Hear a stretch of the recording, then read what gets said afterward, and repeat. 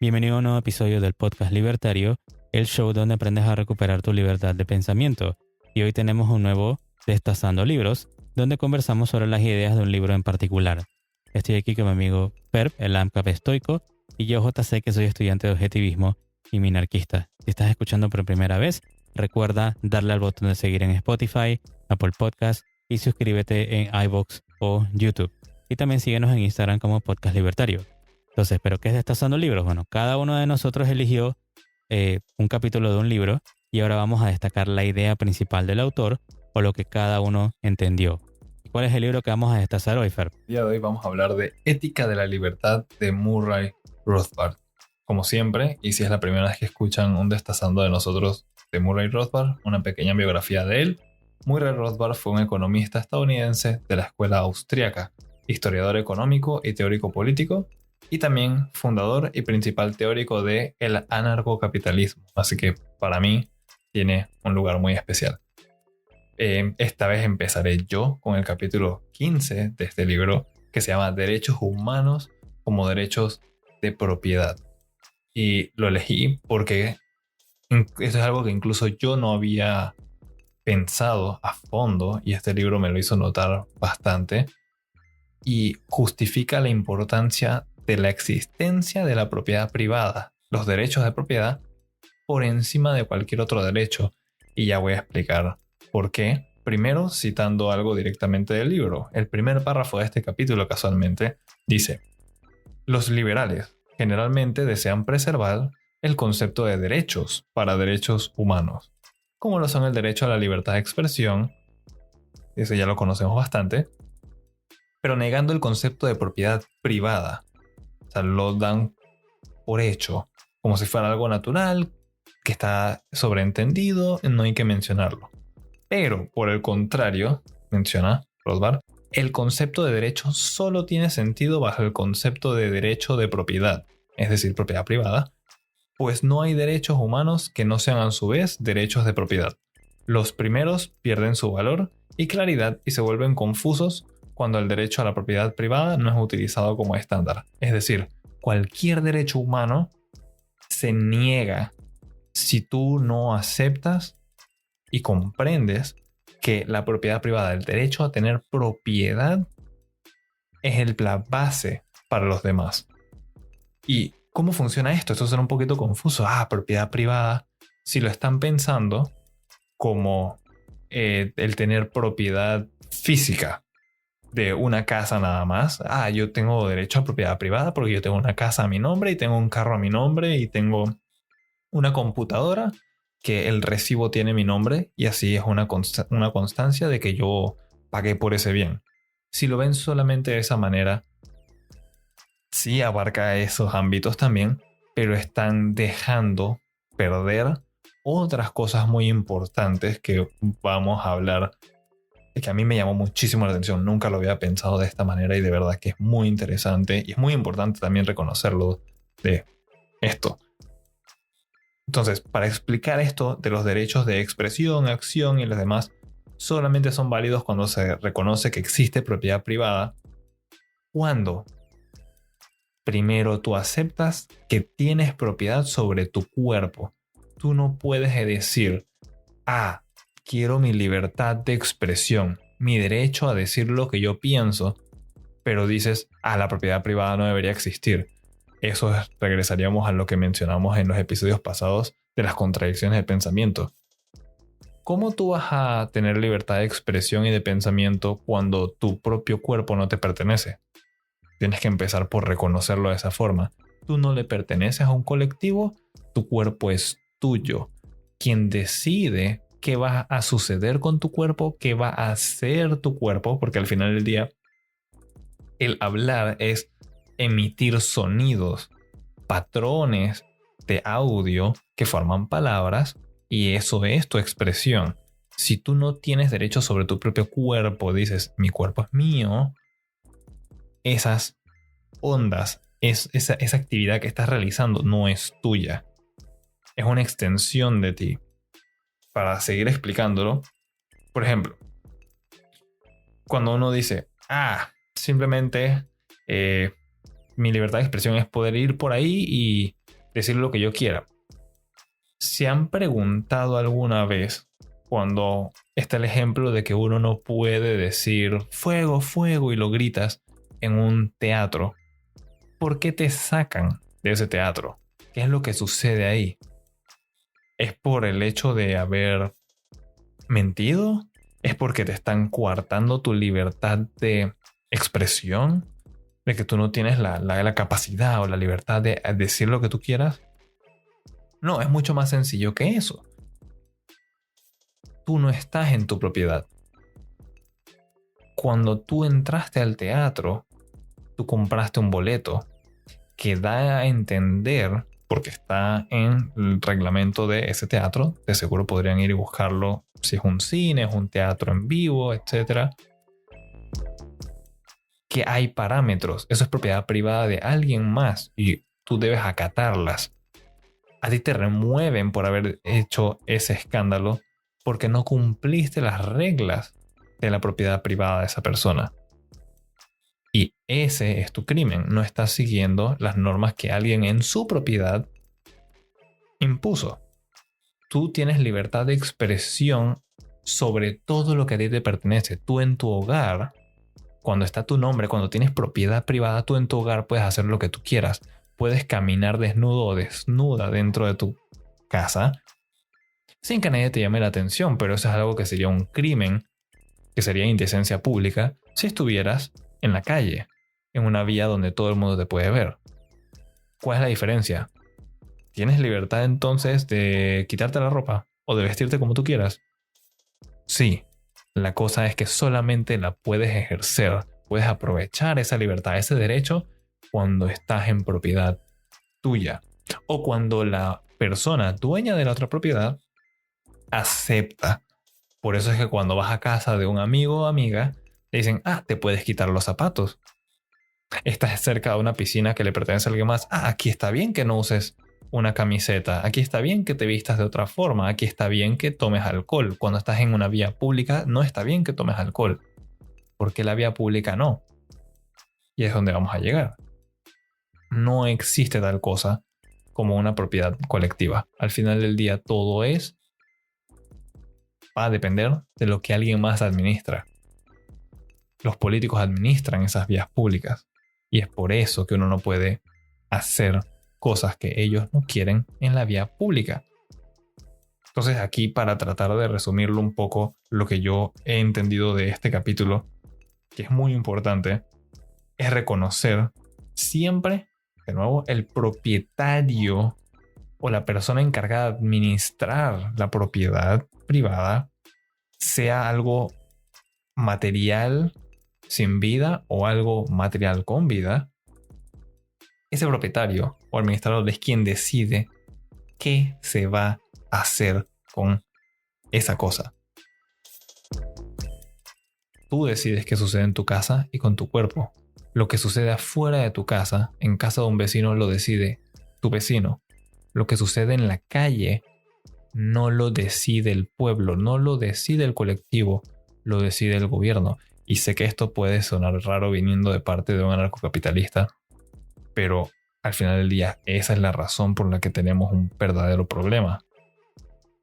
Dicen, están limitando la libertad de expresión, nos están silenciando. Esas son las protestas constantes en Latinoamérica desde que yo tengo uso de la memoria, y aun cuando veo en la historia he visto que eso siempre ha sido el problema y se les ha olvidado el principio de la propiedad. Esas calles no les pertenecen. Es por eso que el gobierno se reserva la libertad sobre su propiedad de silenciarte si estás ahí. Si el gobierno dice que tú no tienes propiedad privada, adivina qué, tú no vas a hablar lo que tú quieras en un periódico, porque el periódico es propiedad privada de alguien. Ese papel alguien lo hizo, ese papel alguien lo escribió, alguien lo está vendiendo. Debería ser propiedad privada de el que está escribiendo, la prensa tal vez, o como sea que se llame el periódico en tu país, o el medio de comunicación. Pero si tu gobierno dice, las redes me pertenecen, las ondas de radio me pertenecen, el periódico me pertenece, la calle me pertenece, tienes la capacidad de expresarte, tienes la capacidad de vestirte como tú desees, pero siempre te van a obligar a acatar las normas que ellos quieran. Así que técnicamente no eres tan libre como pensabas. Ese es el verdadero problema. Eso es algo que a mí me llamó mucho la atención en este capítulo. Y son cosas que he visto que muchas personas critican y se quejan. He visto muchos libertarios, tanto en Panamá, que es nuestro país, como en otros países latinos e hispanohablantes, España también incluido. De paso, saludos a todos los que nos escuchan del otro lado del mundo, los latinos también, por haber abandonado el uso de la razón, que es algo que siempre hemos venido diciendo, y por haber obviado esto que incluso yo no lo había tenido presente, no a este nivel, es que hemos llegado a donde estamos. El haber cedido propiedad y dejar que el gobierno, los políticos al final del día las administren, no es un ser superior, no es algo etéreo, son políticos y le puedes ver la cara a tu presidente, esa es la persona que decide qué se hace en las vías públicas y qué se hace con la propiedad privada. Así que la próxima vez que se vayan a quejar o que escuchas a alguien decir, pero es que deberíamos limitar la propiedad privada o debería haber algún orden que el gobierno establezca, terrible idea. Ahí estás dando cabida a un montón de atrocidades y vas a perder el resto de tus libertades. Porque de nada te sirve tener ideas si no las vas a poder poner en papel porque el periódico lo regula el gobierno. De nada te sirve tratar de hablar cuando tu cuerpo le pertenece al gobierno. De nada te sirve tratar de siquiera buscar descanso y paz en tu hogar cuando hasta tu casa, donde reposas después de un día largo de trabajo en tu vida que nadie te va a regresar, le pertenece a alguien más que no es a ti mismo. Es un concepto muy sencillo, pero si lo dejamos obviar, si dejamos que alguien más se encargue de eso, pues ya tu vida no está en tus manos, está en manos de esos políticos de los que tanto se quejan. Felicidades, te la jugaste a ti mismo. Entonces, mi capítulo es el número 6 y se llama Una filosofía social robinsoniana. Y esto es en referencia a la isla de Robinson Crusoe. Entonces, si me estás escuchando y escuchaste el episodio anterior de la razón y las emociones donde nuestros personajes Adam y el mono Carlos con K estaban sobreviviendo en una isla desierta, también es referencia a eso mismo. Y a mí me encanta el ejemplo de la isla desierta porque como igual, digamos que ilustra Rothbard, nos sirve para entender mucho más fácil cómo funciona, digamos que la economía, ¿no? Y estas acciones. Entonces dice Rothbard al principio, la historia comienza con Robinson Crusoe, que luego de sobrevivir a un naufragio, termina viviendo en una isla desierta. Y Rothbard habla diciendo que este ejercicio proporciona la base indispensable para la estructura total de la economía y la praxeología, es decir, el amplio análisis formal de las acciones humanas, de lo que hace el humano para tratar de satisfacer sus necesidades, ¿no? Entonces, digamos que voy a leer unos párrafos y voy a mencionar algo para que lo vayan, digamos que entendiendo de qué va el capítulo, ¿no? Entonces dice el que ya Robinson Crusoe, estando en la isla, digamos que padece de amnesia, o sea que olvidó todo de cómo funcionaba la civilización. Hace la pregunta a Rothbard, ¿a qué realidades ineludibles tiene que enfrentarse Robinson? La primera cosa que encuentra es su propia persona, el hecho primordial de su propia conciencia y de su propio cuerpo. Es decir, que él se ve a sí mismo y se reconoce de que él existe y que también es capaz de pensar y de entender que en sí él mismo existe, ¿no?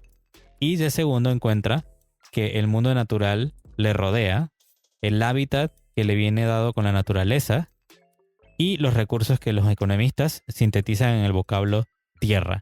Es decir, que a través de sus sentidos, a través de la vista, del oído y de los 5 sentidos, él es capaz de ver la naturaleza, de entender que la naturaleza existe y que en esa naturaleza hay recursos que se pueden utilizar para satisfacer sus necesidades, ¿no?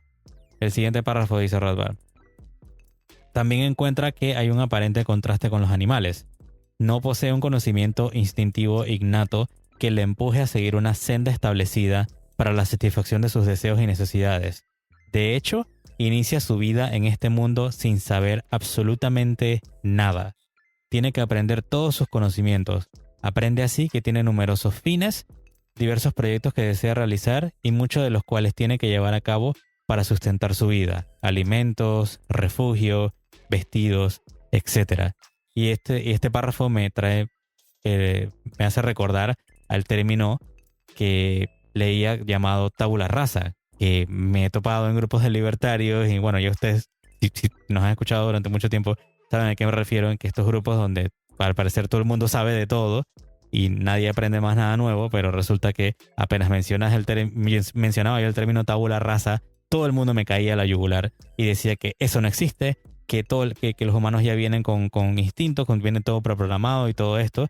Pero bueno, vemos aquí como Rothbard nos dice de que no tenemos nada preprogramado y para poder satisfacer esos deseos y necesidades, primero tenemos que aceptar la realidad, aceptar el mundo como es y ver qué recursos podemos utilizar a la mano, ¿no?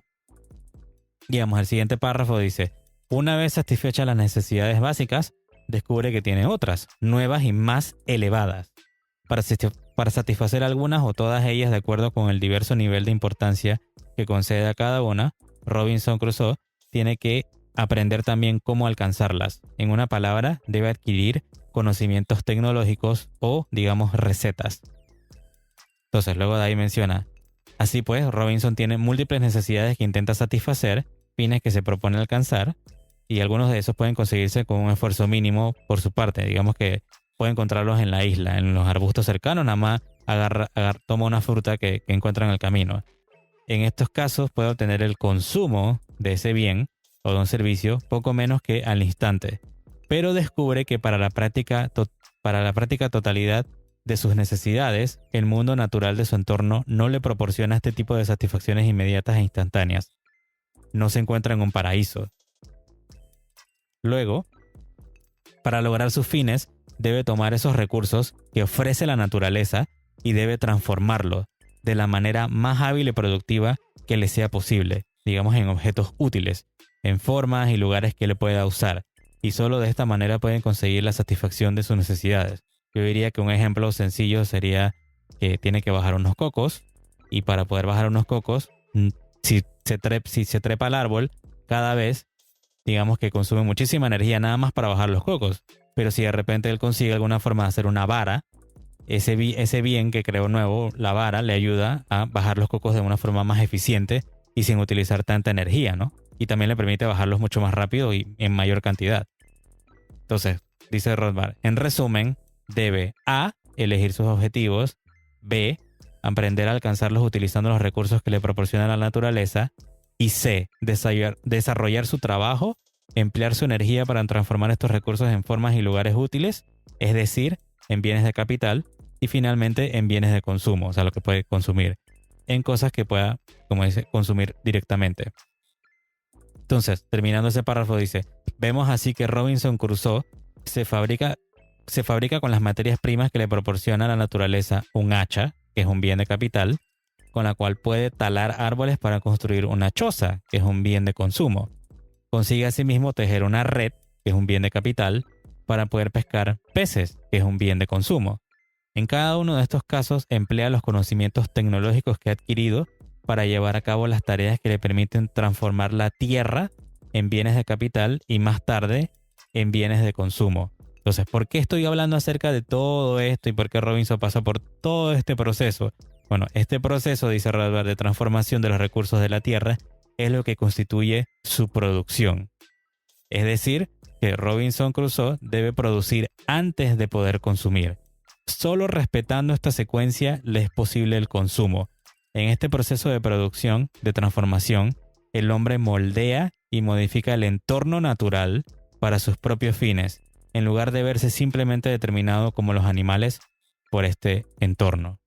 Y bueno, hasta ahí lo voy a dejar mi parte.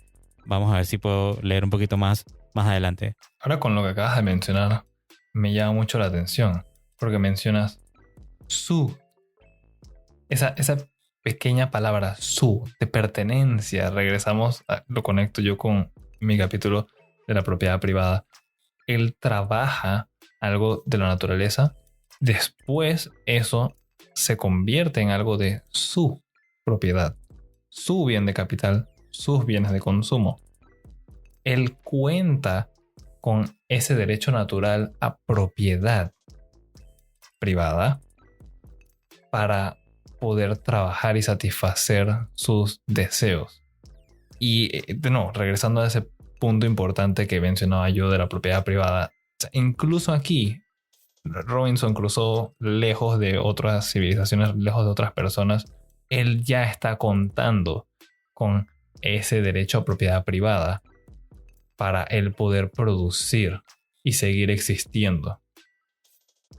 Esto es la base. Yo no quiero hacer énfasis en esto porque siento que no se le ha hecho suficiente, como Spotlight no se le ha hablado suficiente, ni se le ha dado la importancia y atención que merece este concepto de propiedad privada.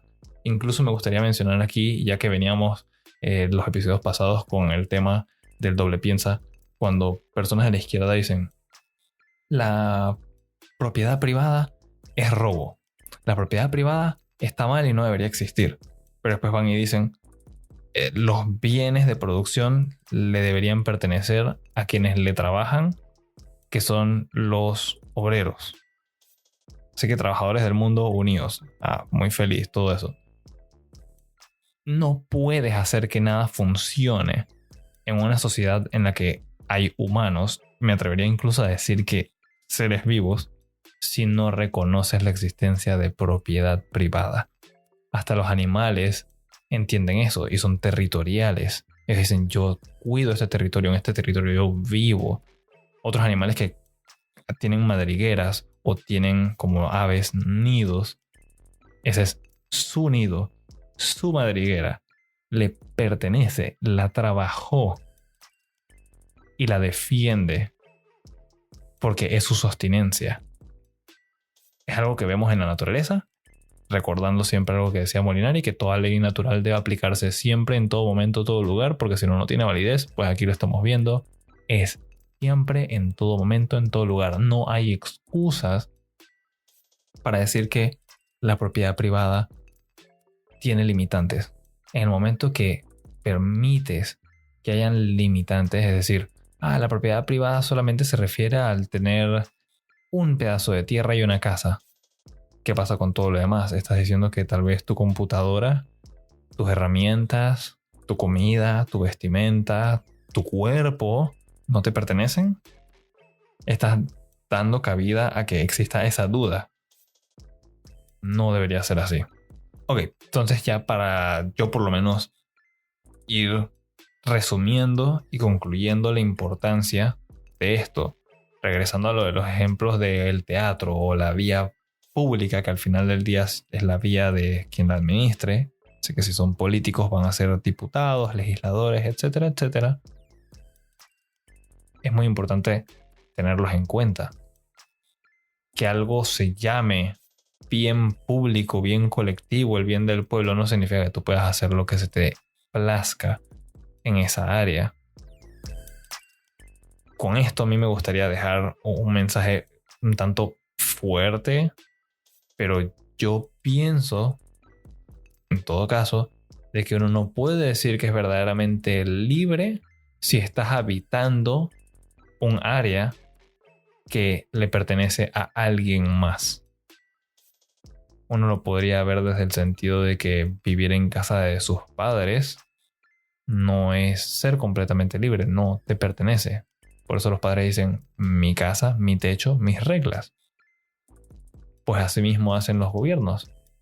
Mi país, mi tierra, mis reglas. Y tú en este país no importas lo que te da la gana. En este país tú no tienes armas porque a mí no me da la gana. En este país tú no consumes drogas, al menos no fácilmente, porque a mí no me da la gana. No es compatible la idea de que el gobierno se haga cargo de propiedad privada y tener libertad. Podrían haber alternativas en las que existe un gobierno administrador regulador de otras cosas, tú seas libre y tengas propiedad privada. Sí, y eso viene para otros episodios que ya estamos pensando en ellos y sé que van a disfrutar muchísimo, tanto como yo estoy disfrutando meterles mente, pensar en ellos. Pero hasta entonces, váyanse con esa idea. La libertad es constante. Debe serlo. Y el argumento, entonces, sobre dónde, cuándo puedes ejercer tus derechos naturales y tus libertades, va a ser determinado por quién administra la propiedad donde te encuentras. ¿Vas a ser tú, el individuo? ¿O ese administrador va a ser el gobierno corrupto y opresor del que tanto se quejan? Entonces, bueno, digamos que para cerrar con mi tema, para que no se queden inconcluso a los que les interesa más, obviamente deberían de leer todo el libro, pero vamos a terminar de hablar un poquito más de este capítulo. Dice, continúa entonces Rothbard. Así pues, el hombre no posee un conocimiento innato, instintivo, automáticamente adquirido de sus propios fines ni de los medios para conseguirlos, sino que tiene que aprenderlos, ¿no? Debe para ello ejercitar sus facultades de observación, abstracción y reflexión. En una palabra, su razón. La razón es el instrumento del conocimiento del hombre y de su auténtica supervivencia. Ahí lo vemos nuevamente. Lo vimos con la isla en el episodio anterior, la isla y las emociones, en la historia que inventamos nosotros, de que la razón es la guía. No lo dice Rothbard. El uso y despliegue de su mente, la adquisición de conocimientos sobre lo que es mejor para él y sobre la manera de alcanzarlo, es un modo de existir y perfeccionarse exclusivamente humano. Es algo que solo se da en la naturaleza humana. Luego dice que Robinson Crusoe aprendió, como hemos visto, sus fines y el modo de alcanzarlos. Ahora bien, ¿cuál fue la labor específica llevada a cabo por su capacidad de aprendizaje, por su razón, en el proceso de obtención de tales conocimientos? Bueno, aprendió cómo actúan las cosas en el mundo, es decir, descubrió la naturaleza de los distintos seres y clases de seres que el hombre encuentra en la existencia. Es decir, que descubrió las leyes naturales que guían la conducta de las cosas en el mundo.